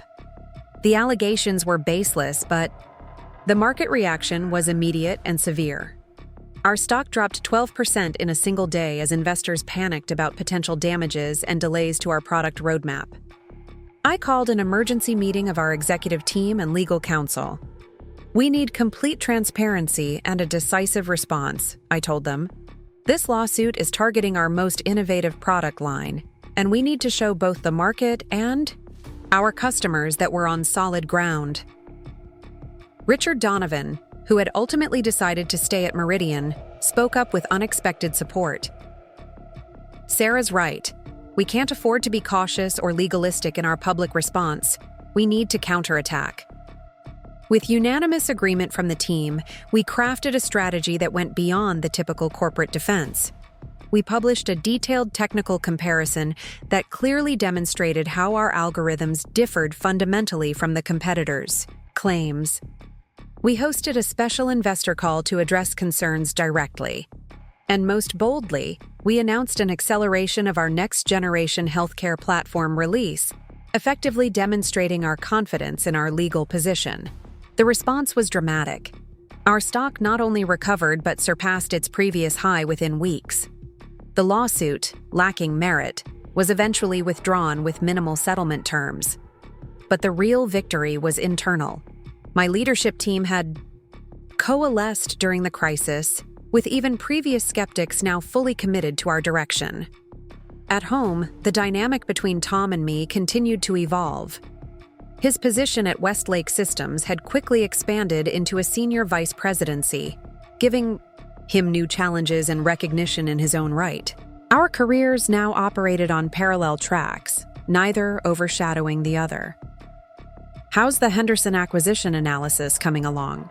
he asked one evening as we both worked at the kitchen table after Emma had gone to bed. "The numbers look promising, but I'm concerned about cultural integration," I replied, appreciating how easily we could discuss our work as genuine peers.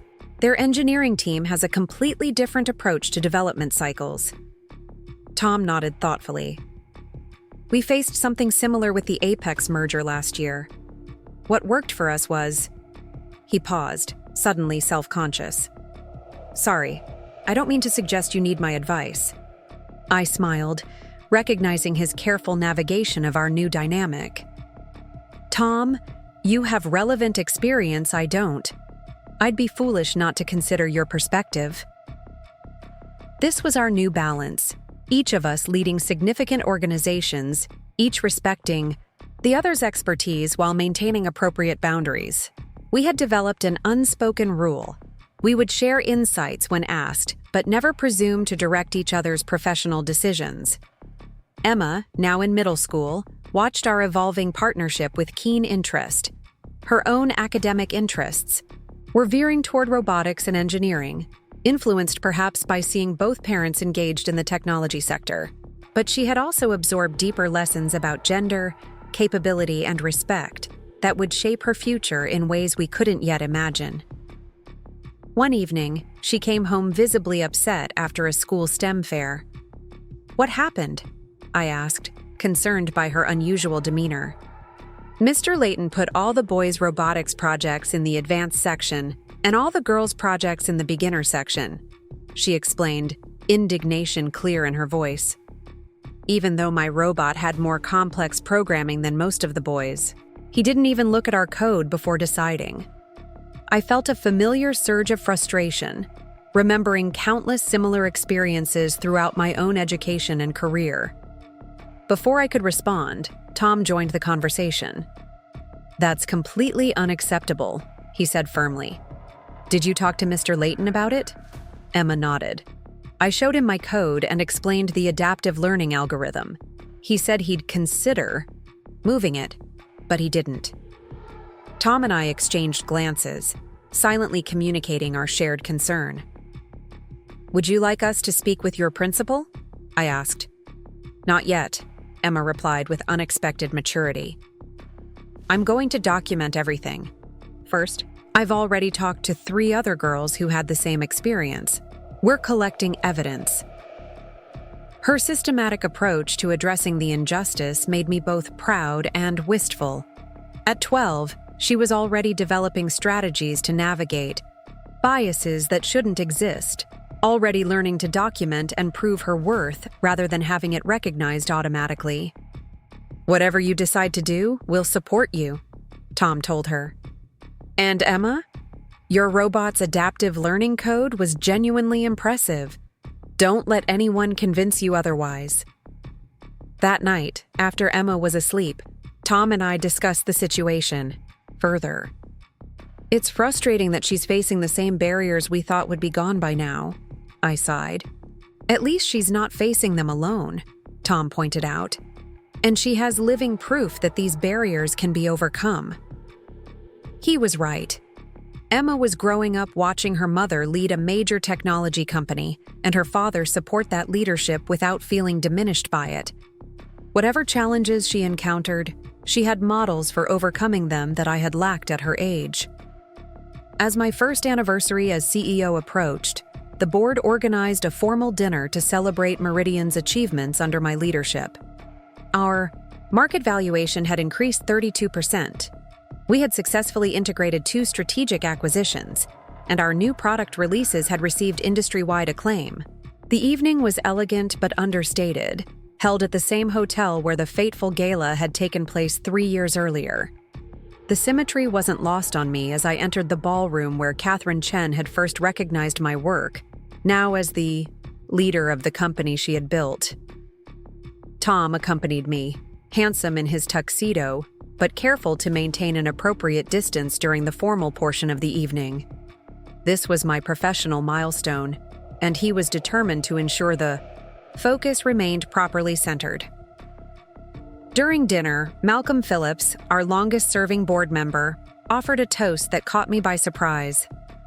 "To Sarah Mitchell Harrington," he began, "who has exceeded every expectation and proven that the best talent sometimes hides in plain sight. Meridian is fortunate that we recognized what we might have overlooked." His words carried a subtle acknowledgement of how easily my contributions could have been missed, how close the company had come to never benefiting from my capabilities at all. I caught Catherine's eye across the table, her slight nod confirming that she had shared some version of my story with the board chairman. After the formal program concluded, Tom and I stepped onto the terrace for a moment of quiet amid the celebration. The night air was cool, the city lights spreading below us in a tapestry of possibility. "Do you ever think about how differently things might have turned out?" I asked him, looking out at the skyline. "All the time," he admitted. "If I hadn't been so arrogant, if you hadn't been so determined, if Elena hadn't connected you with the healthcare project. So many contingencies," I mused. "So many points where this path could have disappeared entirely." Tom was quiet for a moment, then turned to face me directly. "I've never properly thanked you," he said. "For what? For not giving up on me when you had every reason to. For giving me the chance to become someone better than I was." His sincerity moved me deeply. "We both became better," I said softly. "That's the point, isn't it? Not just that I proved my worth, but that we found a way to grow together instead of apart." Inside, the celebration continued, executives and board members mingling in a bubble of success and ambition. But here in the quiet, Tom and I were simply ourselves, two people who had navigated a difficult passage and emerged with a deeper understanding of each other and themselves. As we prepared to rejoin the party, Tom took my hand. "I'm so proud of you, Sarah, not just for what you've accomplished, but for how you've done it, with integrity, with vision, without compromising who you are." "Thank you," I said simply, the words carrying the weight of our shared journey. The second year of my tenure brought new challenges as the technology sector entered a period of rapid consolidation. Smaller firms were being absorbed by tech giants, and even established companies like Meridian were potential acquisition targets.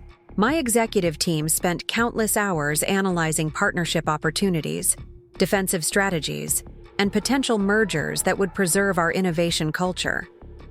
During this intensive period, Tom's perspective became increasingly valuable.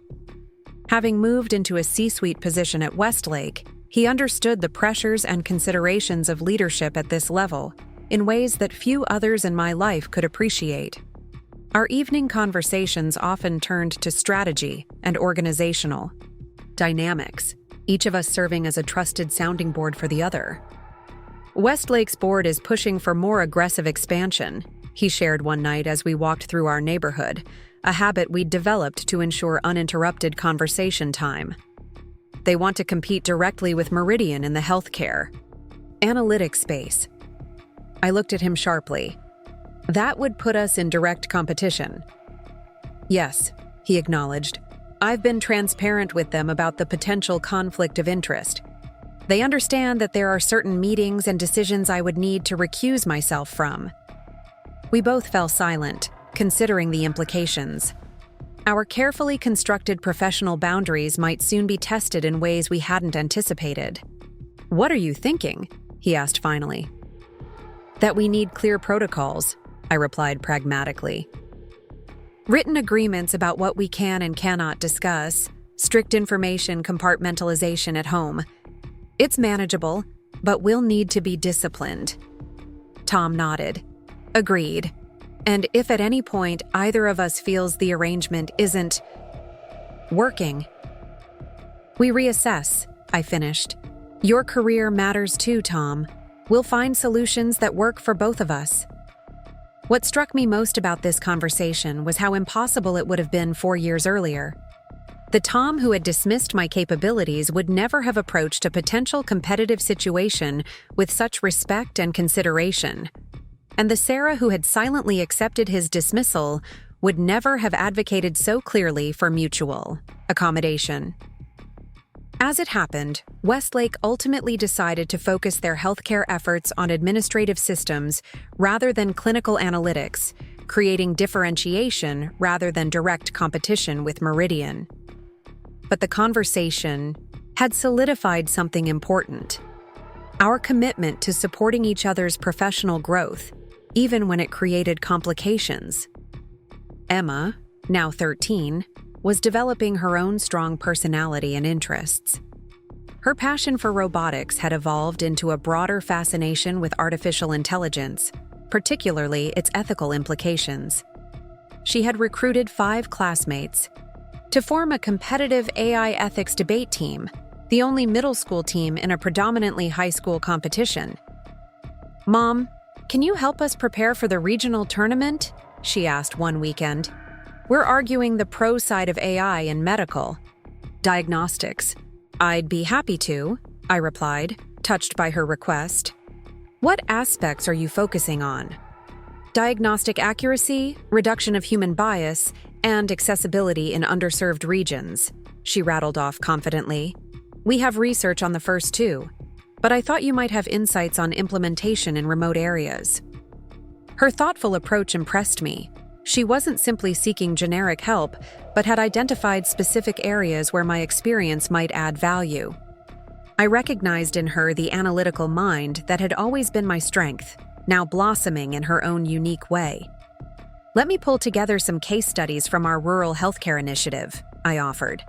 "They might provide useful real-world examples." Later, I overheard her on the phone with a teammate. "My mom's going to help with the accessibility arguments," she explained. She led the team that developed the predictive algorithms for Meridian's healthcare division. The pride in her voice was unmistakable. To Emma, my professional accomplishments weren't surprising or unusual. They were simply part of who her mother was, an expected expression of capabilities she had always seen in me. That summer, Meridian faced another pivotal moment when our largest competitor announced a revolutionary new approach to predictive analytics that threatened to leapfrog our technology. The market reacted swiftly, with analysts questioning whether Meridian had lost its innovative edge. Our stock dropped 18% in 3 days. I called an emergency meeting of our research leadership. "We need honest assessments," I told them. "Where do we stand relative to their claimed breakthrough? Can we verify their results? And most importantly, what's our response?" For the next 72 hours, our top technical teams worked around the clock to analyze the competitor's approach. Their conclusion was both concerning and clarifying. The new methodology represented a genuine advance in certain applications, but had significant limitations that weren't being acknowledged in their marketing. "We have 3 options," I told the board during our emergency session. "We can rush to market with a similar but hastily developed approach.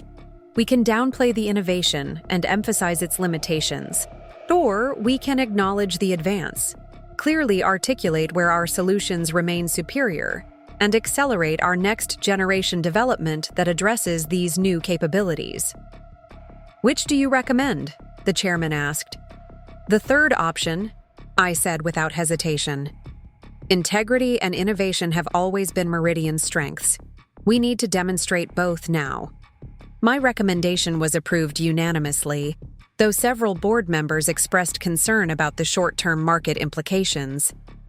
I understood their worries, but remained convinced that transparency combined with a clear forward strategy would ultimately preserve both our reputation and market position. The next morning, I held a press conference that took many by surprise.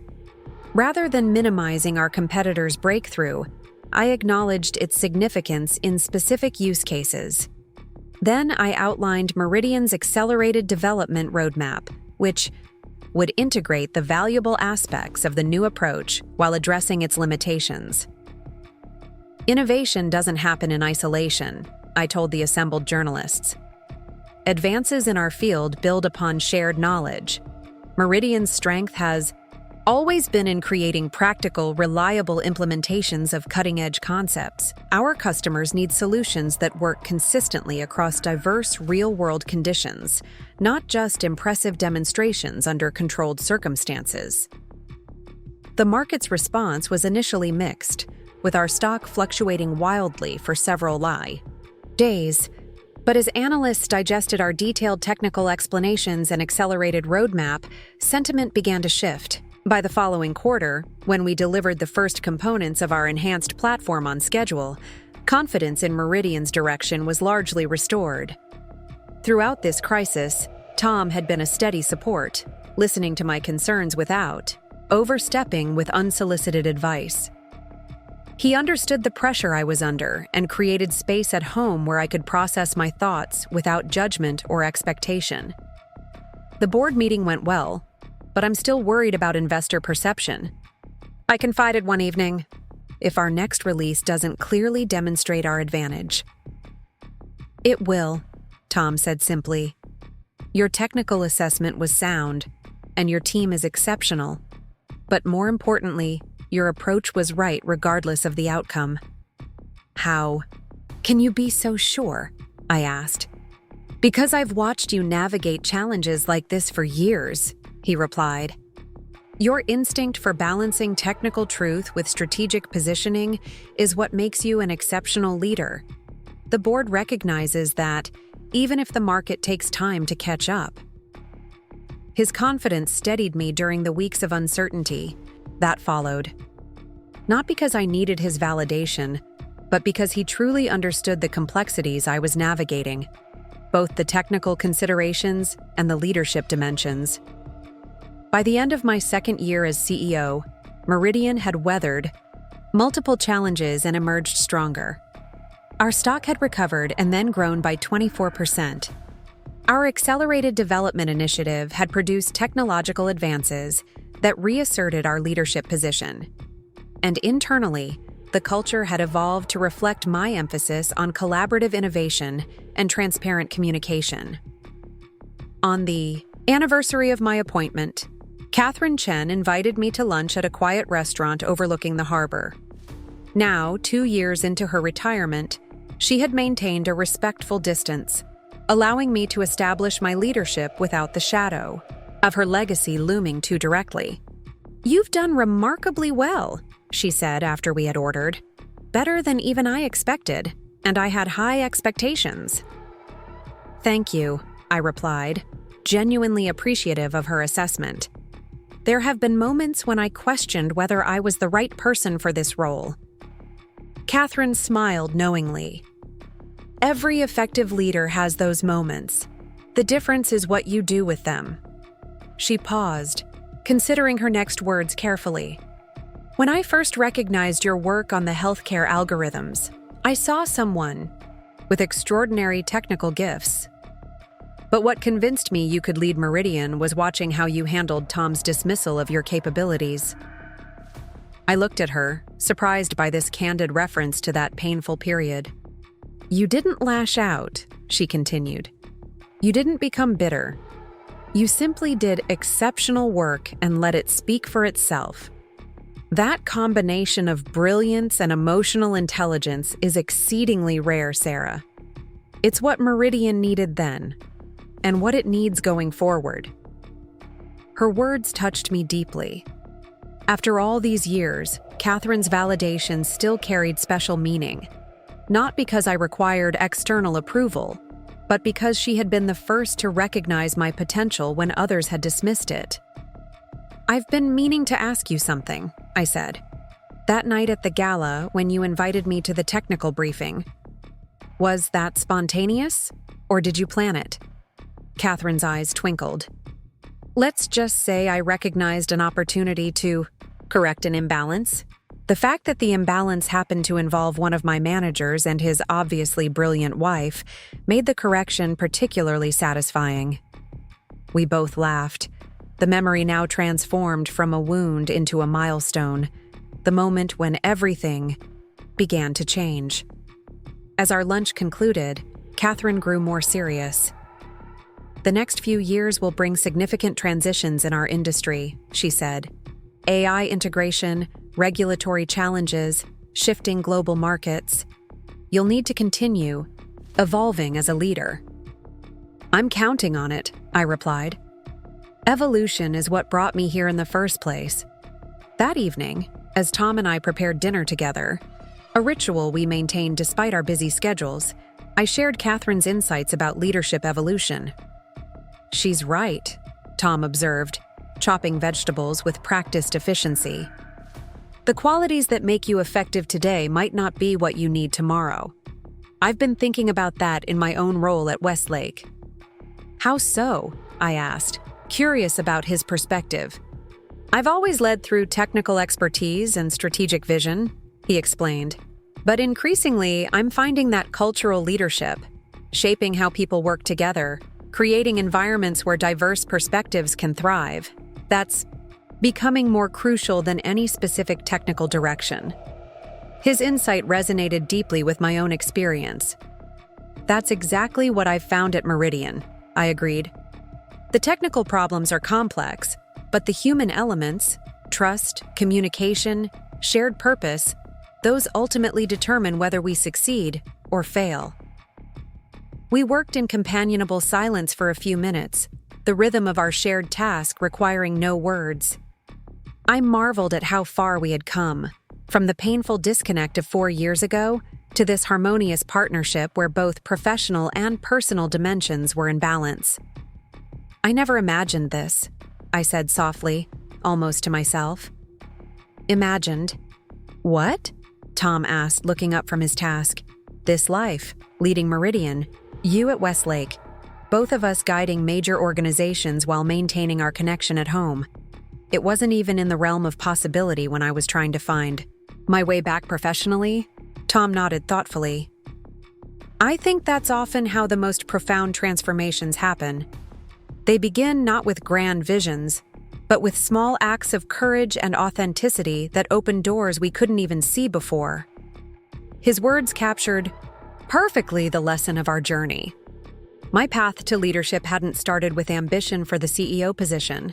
It had begun with the simple determination to reclaim my professional identity, to use my capabilities fully despite the dismissal I had experienced. And Tom's evolution hadn't begun with a vision of becoming a more supportive partner. It had started with the difficult recognition of how he had failed to see me clearly, and the humility to acknowledge that blind spot once it was exposed. From these modest beginnings, we had each grown into roles we couldn't have imagined. Me as the CEO guiding Meridian through industry transformation, him as a senior executive who measured success, not just by personal achievement, but by his ability to recognize and nurture capability in others. As Emma bounded into the kitchen to help with dinner, chattering excitedly about her robotics team's latest project, I felt a profound sense of gratitude for the journey that had brought us here, not just for the professional recognition or the leadership opportunities, but for the deeper learning that had transformed our relationship and our understanding of ourselves. Sometimes the most powerful legacy of being underestimated is not just proving others wrong, but discovering strengths within yourself that might otherwise have remained dormant.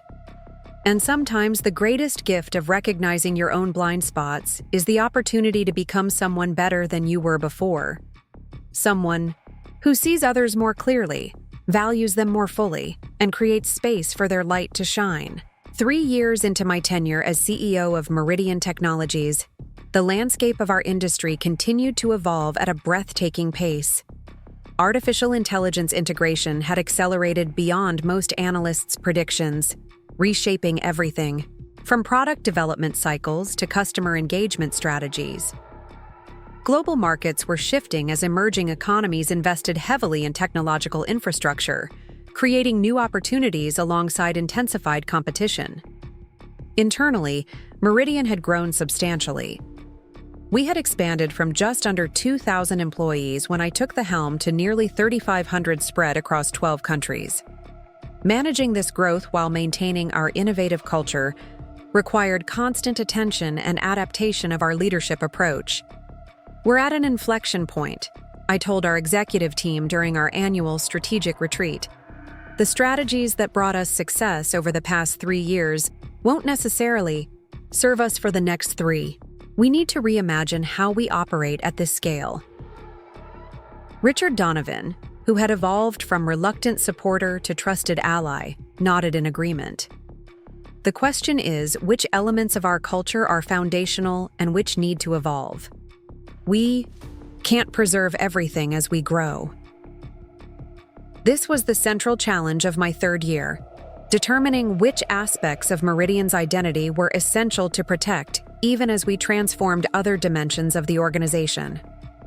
The technical excellence and collaborative innovation that had defined us needed to be maintained, but our processes for decision-making, resource allocation, and talent development required significant reimagining. Over the following months, we undertook a careful restructuring of the organization. Rather than the traditional hierarchical model, we created what we called innovation clusters, cross-functional teams with significant autonomy organized around specific market opportunities or technological domains. Each cluster had its own leadership team, budget authority, and development roadmap, while still operating within Meridian's broader strategic framework. The transition was challenging. Some longtime managers struggled with the distributed decision-making model, preferring the clarity of traditional reporting structures. Younger team members generally embrace the approach, but sometimes lack the experience to navigate its complexities effectively. "I'm concerned we're moving too fast," our CFO confided during one particularly difficult implementation phase. "The financial controls in this model are more complex than I'm comfortable with." "I understand your concerns," I acknowledged. "But the alternative, maintaining centralized control as we continue to grow, would eventually stifle exactly the innovative capacity that defines Meridian. We need to find a balance that preserves both appropriate governance and the creative flexibility our teams require." Throughout this organizational evolution, I drew heavily on my own experience of being underestimated and then reclaiming my professional power. I was acutely sensitive to ensuring diverse perspectives were represented in each innovation cluster, knowing from personal experience how easily valuable contributions could be overlooked when they came from unexpected sources. One particular aspect of our restructuring generated significant industry attention: our approach to parental leave and career reintegration. Having experienced firsthand the challenges of maintaining professional identity during and after parental leave, I was determined to create pathways that preserved talent regardless of life circumstances. Our new Parent Pathway program isn't just about generous leave policies, I explained to shareholders during our annual meeting. It's about maintaining meaningful connection during leave periods and creating flexible re-entry options that recognize the reality of family responsibilities, while still valuing professional contributions. The program included continued inclusion in professional development opportunities during leave, part-time return options with full benefits, and specialized mentoring to ensure parents didn't lose career momentum during periods of family focus. The financial investment was substantial, but I was convinced the long-term benefits of retaining experienced talent far outweighed the immediate costs. "This is personal for you, isn't it?" a business reporter asked during an interview about the initiative. "Yes," I acknowledged candidly. "I experienced firsthand how easily valuable professional capabilities can be dismissed after parental leave. But this isn't about my individual story. It's about creating systemic solutions to a challenge that affects thousands of capable professionals and the companies that need their talents." The impact of the program exceeded even our optimistic projections. Meridian's retention rate for parents returning from leave increased from 68% to 94% within the first year of implementation. Applications from experienced professionals with young families increased dramatically. And most significantly, several senior leaders who had been considering leaving due to family responsibilities chose to stay, maintaining crucial institutional knowledge and leadership continuity. At home, Tom and I continued navigating our parallel leadership journeys with care and mutual support. His position at Westlake had expanded to include international operations, requiring frequent travel across Asia and Europe. My Meridian responsibilities similarly took me away from home regularly, necessitating careful coordination of our schedules to ensure one of us was always available for Emma. "I can reschedule the Singapore meetings if you need to keep your Berlin trip," Tom offered one evening as we compared our upcoming travel conflicts. "The APAC team can adjust more easily than your European investors." "Are you sure?" I asked, appreciating his willingness to prioritize my professional commitments. "The Singapore initiative is crucial to your Q3 objectives." "It is," he acknowledged. "But we can make it work through video conferences until I can reschedule an in-person visit. Your investor relationships need the face-to-face touch, right? Now." This give and take had become natural to us, each recognizing the importance of the other's professional responsibilities, each willing to adapt when necessary to support the other's success. What had once been a one-sided dynamic, with my career consistently subordinated to Tom's, had evolved into a genuinely balanced partnership. Emma, now 14, was developing her own strong identity and aspirations. Her interest in artificial intelligence had deepened, particularly around ethical frameworks for autonomous systems. She had been accepted into a prestigious summer program at MIT for high school students showing exceptional promise in computational sciences, an achievement that filled both Tom and me with pride. "I'll be the youngest one there," she confided, a mixture of excitement and nervousness in her voice as she packed for the program. "Most of the participants are juniors and seniors." "That's an accomplishment in itself," I told her. "But remember, your ideas and questions matter regardless of your age. Don't hesitate to contribute." Emma looked at me thoughtfully. "Did you ever feel intimidated in technical settings? Like people might not take you seriously?" The question created an opening for a conversation I had been waiting to have with her, about gender dynamics in technical fields, about the subtle and not so subtle ways bias could manifest, and about strategies for maintaining confidence while navigating these challenges. "Many times," I admitted, "especially after I took time away for your early years. There were moments when I questioned whether my contributions would be valued or even recognized." "What did you do?" she asked, genuinely curious. "I focused on the quality of my work, first and foremost. I built alliances with people who did recognize my capabilities, and I learned to speak up clearly and with confidence, even when it felt uncomfortable." I paused, considering how much to share. "It wasn't always easy, Emma. There were painful moments along the way." "Like what happened with Dad?" she asked directly, surprising me with her perceptiveness. I hesitated, unsure how much of our difficult history Tom and I should share with her. We had agreed years ago that Emma should understand the journey we had taken as a family, but had been careful not to portray Tom in an overly negative light as we explained our past challenges. "Yes," I acknowledged carefully. "Your father and I went through a period where he didn't fully see or value my professional capabilities.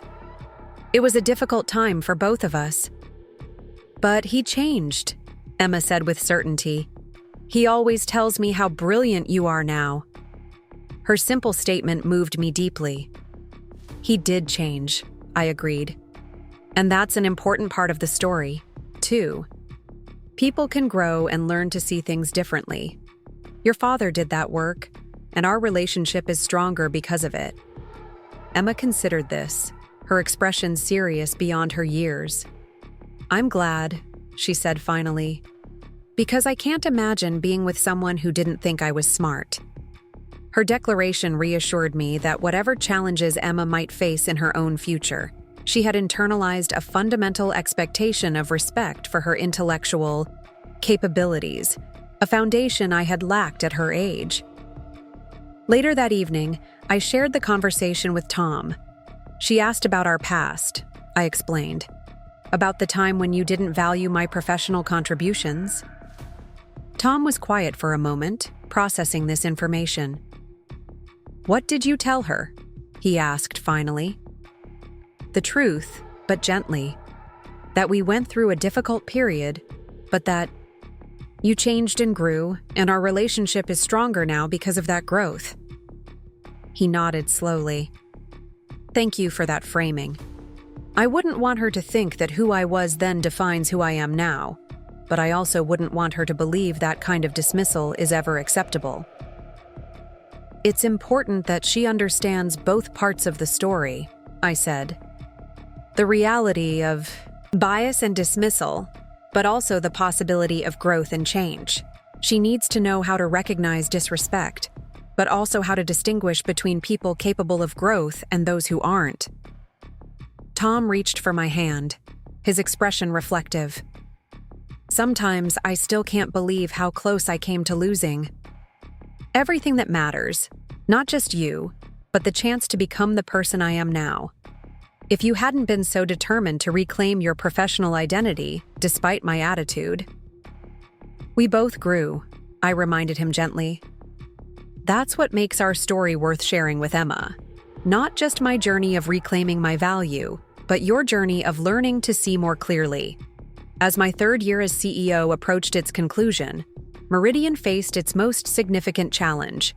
Yet when Global Tech, our largest competitor, announced a revolutionary platform that threatened to make our core technology obsolete, their approach leveraged quantum computing to achieve processing speeds and pattern recognition capabilities that conventional systems simply couldn't match. The market reaction was immediate and severe. Our stock dropped 26% in 2 days as analysts questioned whether Meridian could remain competitive in this new quantum-enabled landscape.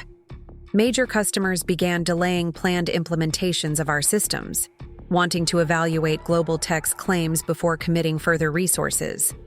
I called an emergency meeting of our top technical leadership and research teams. "I need complete honesty," I told them. "Is their quantum approach viable? Can we develop a competitive response? And what's our timeline if we pivot in that direction?" The subsequent discussion was sobering. Global Tech's approach represented a genuine paradigm shift, not just an incremental improvement. While we had our own quantum computing research initiative, it was at least 18 months behind their apparent capabilities.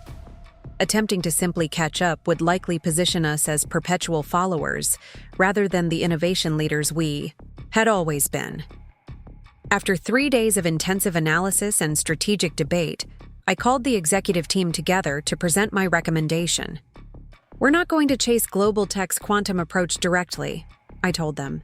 "That's a race we're already too far behind to win." "Then what's our path forward?" our CTO asked, concern evident in his voice.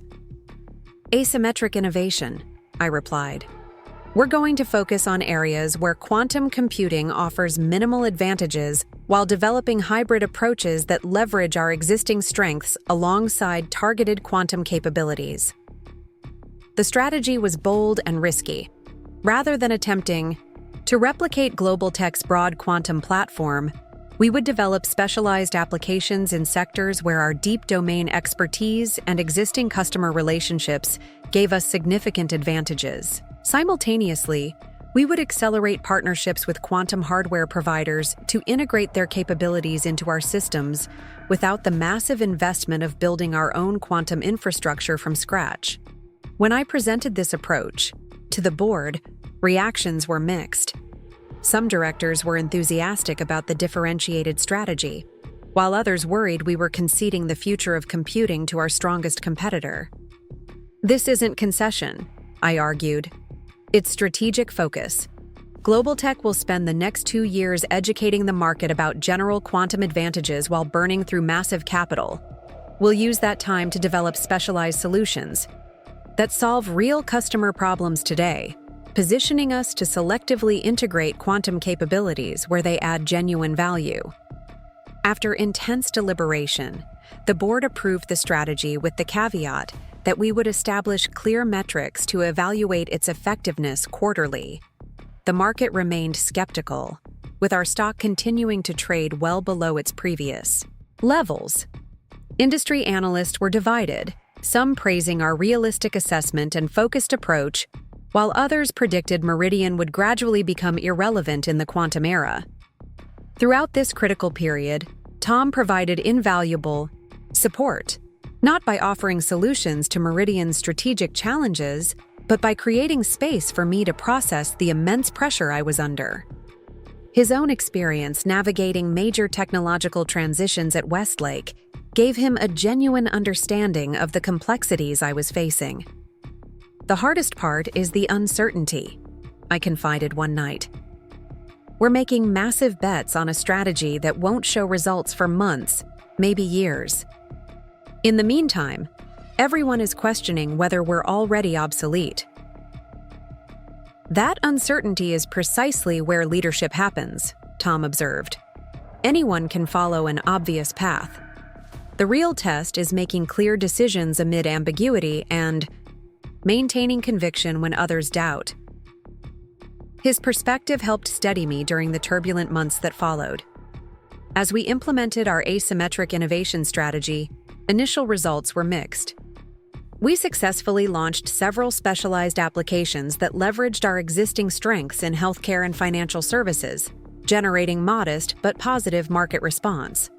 Our quantum partnership initiatives progressed more slowly than hoped, with integration challenges proving more complex than anticipated.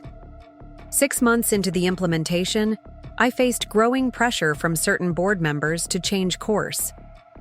"Global tech is gaining market share while we're focused on niche applications," one director argued during a particularly tense meeting. "We need to directly address their quantum platform or consider strategic alternatives for the company." Strategic alternatives was a euphemism for exploring an acquisition, essentially surrendering Meridian's independence because we couldn't compete in the quantum era. The suggestion cut deeply, challenging not just my strategy but my fundamental vision for the company's future. "I understand the concern," I acknowledged, "but I remain convinced that our focused approach is the right long-term strategy. Global tech is indeed gaining share in certain segments, but they're doing so at unsustainable economic costs. Meanwhile, our specialized applications are generating higher margins and stronger customer retention than any of their quantum offerings." I presented detailed metrics showing that while our overall revenue growth had slowed, profitability in our targeted segments had actually increased. Customer satisfaction scores for our specialized solutions were significantly higher than for Global Tech's more general platform. And most importantly, our research indicated that the practical advantages of quantum computing for many real-world applications were proving less dramatic than initially claimed. "We're building a foundation for sustainable leadership in areas where we can genuinely excel," I concluded. Chasing Global Tech's approach would position us as permanent followers rather than distinctive leaders. After intense debate, the board ultimately reaffirmed support for our strategy, though with heightened scrutiny and more frequent progress reviews. The pressure remained intense, with every quarterly result scrutinized for evidence that our approach was either vindicated or failing. During this challenging period, Emma's perspective offered unexpected clarity. Having returned from her MIT summer program with deepened technical understanding, she asked thoughtful questions about Meridian's quantum strategy that sometimes cut to the heart of issues my executive team had debated for hours. "So basically, you're saying that quantum computing is amazing for certain problems but totally overkill for others?" she asked one evening as I explained our approach. "And you're focusing on the problems where traditional computing is still better or at least good enough?" "That's essentially it," I confirmed, impressed by her grasp of the core strategy. "Plus, developing interfaces that let us use quantum capabilities selectively where they add real value." Emma nodded thoughtfully. "That makes sense. My quantum computing professor said most businesses don't actually need the kinds of calculations quantum is good at. They're just excited about it because it sounds advanced." Her straightforward assessment echoed what my technical teams had been saying, but stripped of the complex technical language and market considerations that often clouded strategic discussions. Sometimes the clearest insights came from minds unburdened by industry assumptions and market pressures. 9 months into our quantum strategy implementation, a major development vindicated our approach when Global Tech announced significant delays in their quantum platform rollout. Technical challenges with maintaining quantum coherence at scale had proven more difficult than they had initially suggested, forcing them to scale back performance claims and extend implementation timelines. The market's reaction was swift. Global Tech stock dropped 18% in a single day, while Meridian's rose 12% as analysts reconsidered our more measured, practical approach.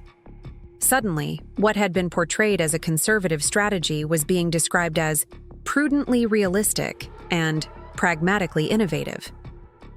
"You called it correctly," Richard acknowledged during our executive team meeting following Global Tech's announcement. Their quantum claims were overreaching what the technology could actually deliver at scale. "The important thing now is not to overreact in the opposite direction," I cautioned. "Quantum computing will still transform our industry, just on a different timeline and in more specific applications than initially predicted. We need to maintain our balanced approach." Over the subsequent quarters, our strategy continued to demonstrate its wisdom. While Global Tech struggled with the technical and economic realities of their ambitious quantum platform, Meridian steadily expanded our specialized applications and selectively integrated quantum capabilities where they delivered genuine customer value. Our stock recovered its losses and eventually reached new highs as the market recognized the sustainability of our approach. As my 4th anniversary as CEO approached, I found myself reflecting on the parallel journeys that had defined these years. Meridian's evolution under my leadership and my own continuing growth as an executive. The challenges had been immense, from organizational restructuring to technological disruption to market skepticism.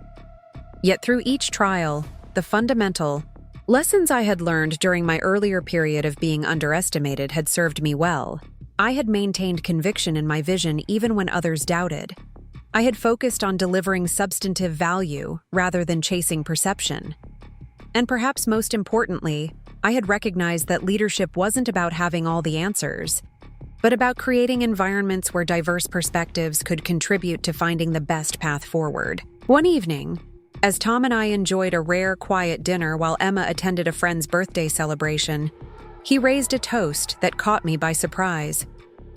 "To 4 extraordinary years," he said, raising his glass, "and to the woman who proved that sometimes the best response to being underestimated is simply to redefine what's possible." I smiled, touched by his acknowledgement. "It's been quite a journey from that night when you told me the gala conversation wouldn't be accessible to me." Tom winced slightly at the memory, then nodded. "One of my life's great mistakes, and ultimately one of its greatest gifts, because it set in motion everything that followed. Your reclamation of your professional identity, my confrontation with my own biases, and eventually this partnership we've built. We've both come so far," I agreed. "And not just professionally." "That's what I've been thinking about lately," Tom said, his expression growing more reflective. "The professional achievements are remarkable, of course, but the deeper transformation has been in how we see ourselves and each other, how we've learned to recognize value in all its forms." His insight resonated deeply with my own reflections. My journey had begun with the need to reclaim my professional identity, to prove my capabilities in the face of dismissal.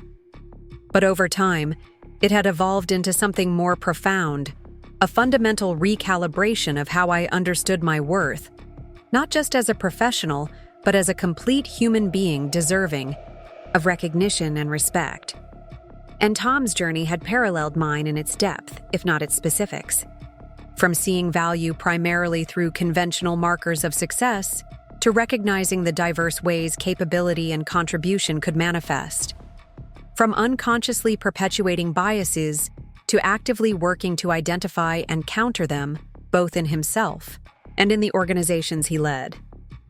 "I got a call from Catherine Chen yesterday," I shared. "She wanted to tell me that Meridian's stock closed higher than at any point during her tenure. She said she couldn't be prouder of where the company has gone under my leadership. That must have felt significant, Tom observed. Coming from her. It did, I acknowledged. But you know what felt even more meaningful?